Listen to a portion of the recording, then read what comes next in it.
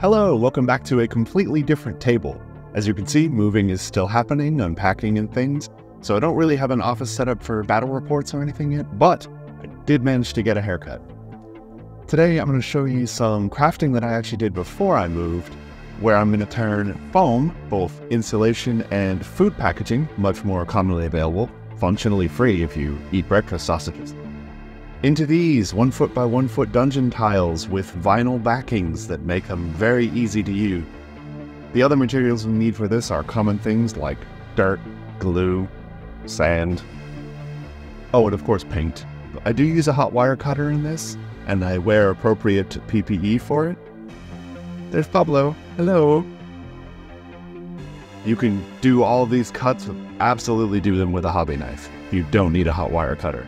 I'm just using my Proxon because I have one. It's a nice chill craft, great for beginners. Let's get into it. Always wear respiratory protection when you're burning foam, kids. I'm gonna kick us off by trimming off the edges from the styrofoam platter here, just to give me a flat sheet of the bottom to work with. It does have a few pressed in details, but nothing too crazy. I really want to make the point that this can be done for very cheap. And once I've got that sheet, I mill it down into strips, cut those down into squares. I don't show it here, but I also use the curved pieces from the edge to cut down into small bricks for future projects. And now that I've got my tiles, I'm going to throw them in a bin and shake them with some rocks to texture them and round off the edges. Very classic technique. For our terrain base here, we're going to be using some vinyl floor tiles. These are great. They come pre-cut at 1 foot by 1 foot. They cost about $1 a sheet. They cut easily with a hobby knife or scissors if you're making smaller pieces, and they do have adhesive on them already, although it's adhesive that is designed to stay tacky rather than cure hard. So for our purposes, you can see I'm using some Eileen's tacky glue to stick my tiles down. You can see as I lay this pattern that I'm using a variety of materials, both the pink XPS foam and the cheaper styrofoam. I found this gave me a nice natural look. I did practice the pattern beforehand, just to make sure I had enough tiles and everything.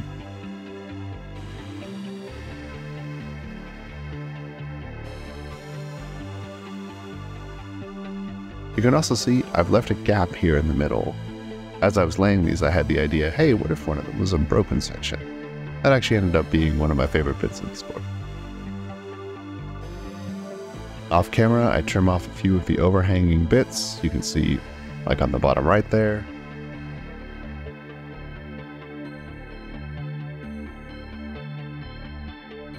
Sprinkling some dirt and flocking and sand into the hole to give the exposed area some ground texture. Yep, there it is. You can see it's looking alright. It's looking a little flat though. We're going to need to do a bit more texturing.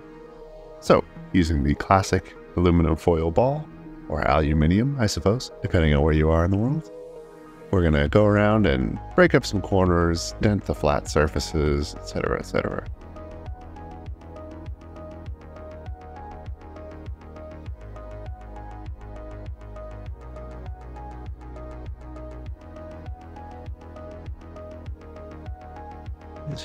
Now, let's get some dirt in the gaps here. Now, I tried putting some of this dirt directly on the adhesive that comes on the back of the vinyl, but that's when I learned it wasn't really going to stick super well. So, tried putting some caulking. I'll later switch to some regular wood glue. Just whatever sticky, goopy substance you can do that is going to dry to a nice hard cure once you're done, but maintain just a little bit of that flex.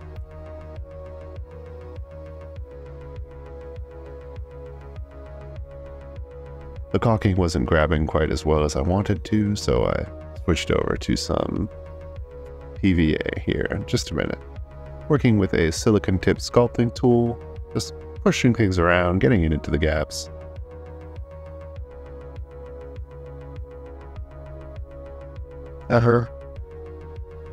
And if you don't feel like being that fancy, coffee stir stick will do in a pinch.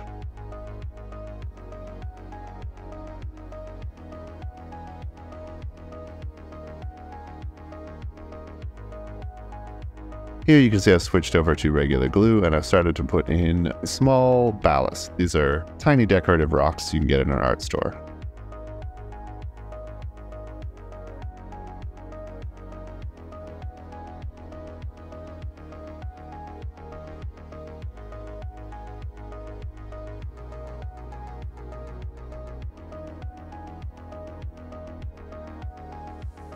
I'm actually going to go in and remove some of the caulking that I didn't like because I preferred the texture that I was getting with the glue and the rocks.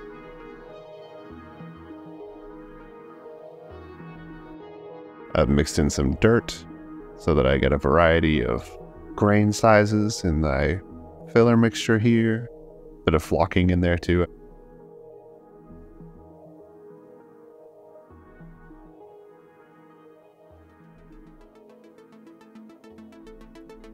Okay, and now that I've done one half, with the magic of editing, I've done the other half too.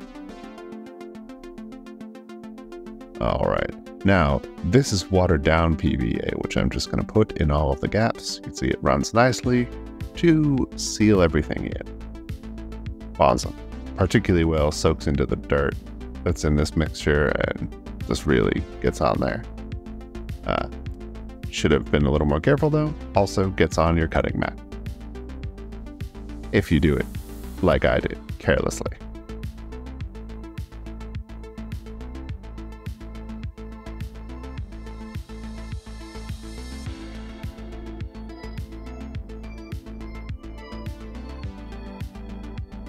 And now, since this is for YouTube, let's try some black magic.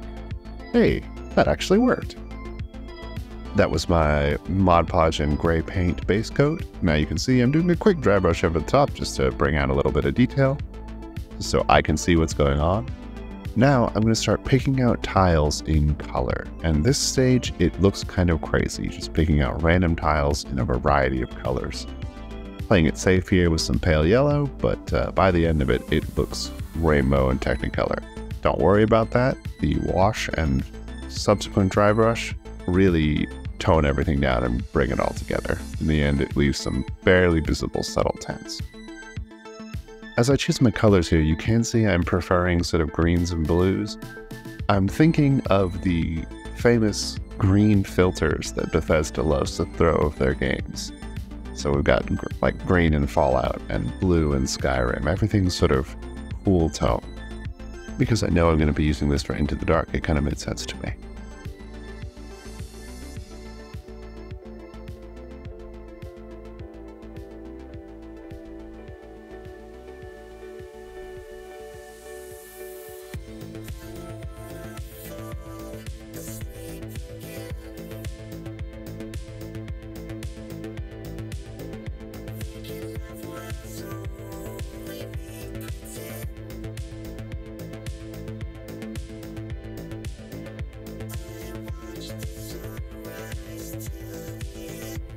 Quick dry brush with a light gray.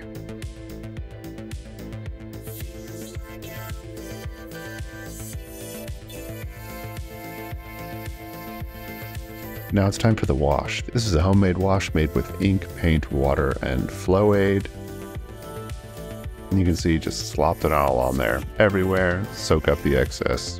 It costs pennies, so I'm not worried about this sort of wasteful process. And already you can see this is coming together. Going back over everything with an overbrush of the same base tone gray paint.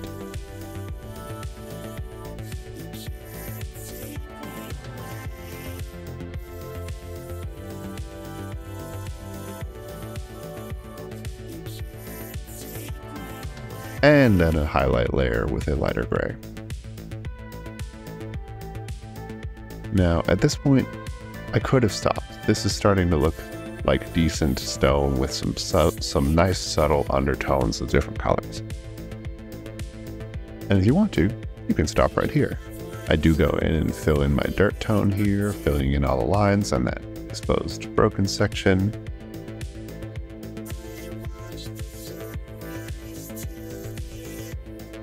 And this is honestly one of the only parts that required any real brush control. Hence I can call this a very beginner-friendly craft.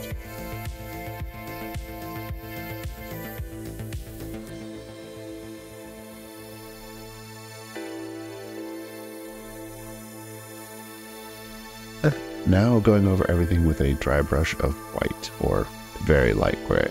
This is where I think things went too far. You can see immediately it's far too bright now. My strategy with this is to keep it a little bit more subdued because I want the focus to be on the miniatures, not the terrain. So I immediately washed it all back down. This is that same black wash, just applied a bit more carefully rather than dumping it all over the piece. And now we gotta let that dry. Much better. Okay, now we'll do a final dry brush here with the light gray. Not going all the way up to white, keeping it subtle.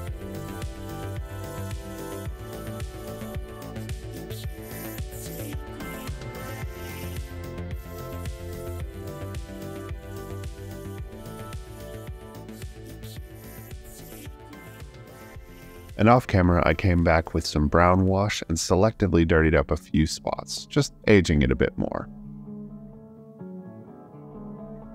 But now, with all that extra dry brushing and washing done, let's take a look at the final results.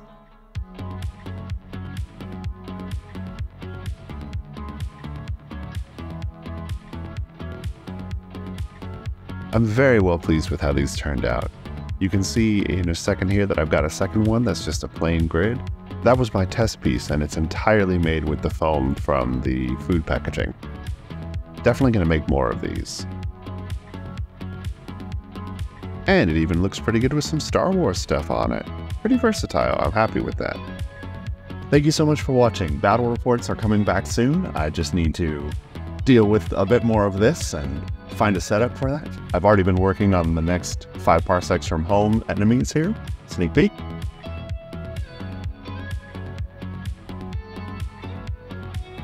And after that, I think I'm going to do something for Elder Scrolls, something with the Dawn Guard. Got these guys all ready up. These are gorgeous models. Anyway, I'm getting distracted. Thank you so much for your watching. Thank you for your time. And I'll see you in the next one. Go ahead and do the YouTube stuff if you've made it this far. Clearly, we're buddies. And I've been Corwin. I'll see you in another life.